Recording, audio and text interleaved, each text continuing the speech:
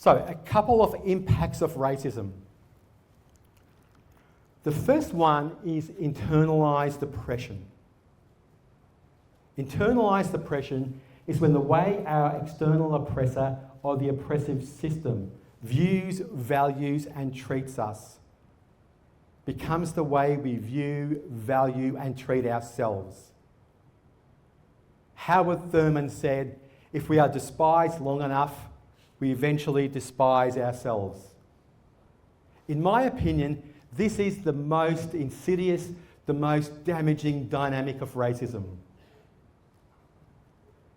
When racism is mostly external, and it's never just external, but when it's external, the bullying, the name-calling, hopefully, we have some place of sanctuary and safety in a home, in a family, in a relationship, in a community.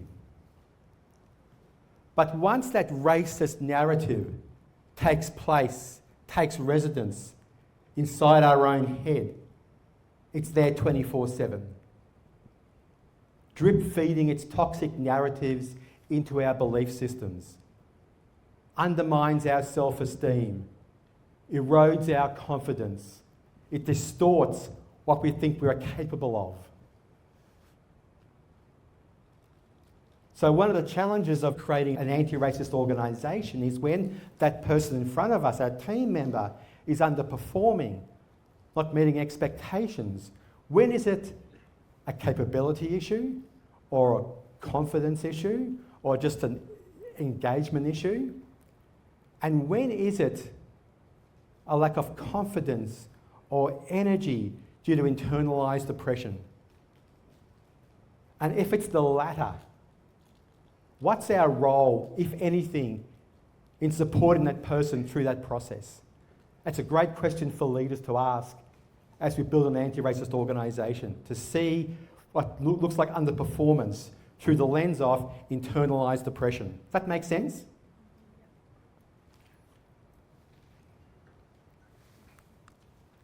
Now, in contrast, we have internalised dominance. So internalised dominance is when members of the dominant group are conditioned to see their positions as natural and earned.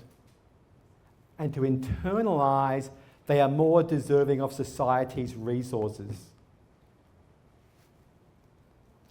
They are affirmed, made visible, and represented in diverse and positive ways.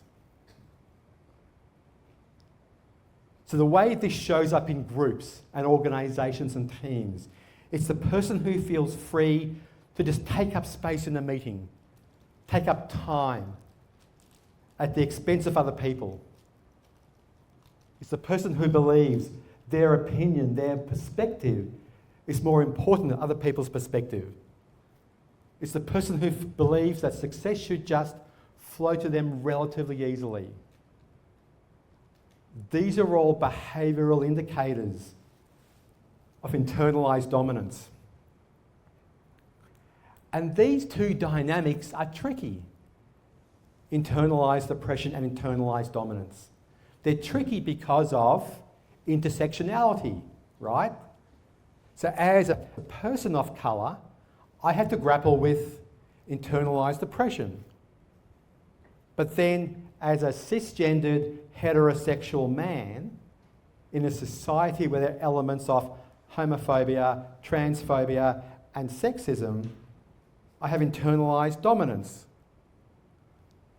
So we all have these tension points inside of us across our intersectional relationships.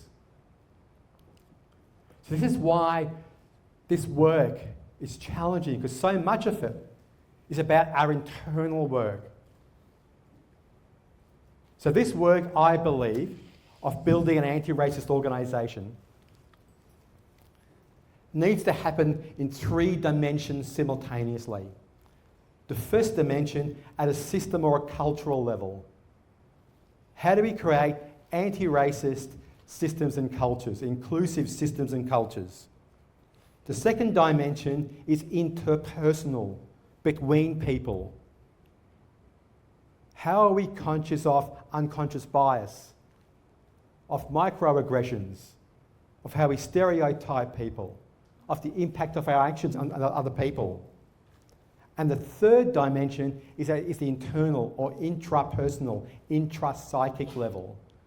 How do we grapple with our own internalized oppression and increase our awareness of where we have internalized dominance or privilege?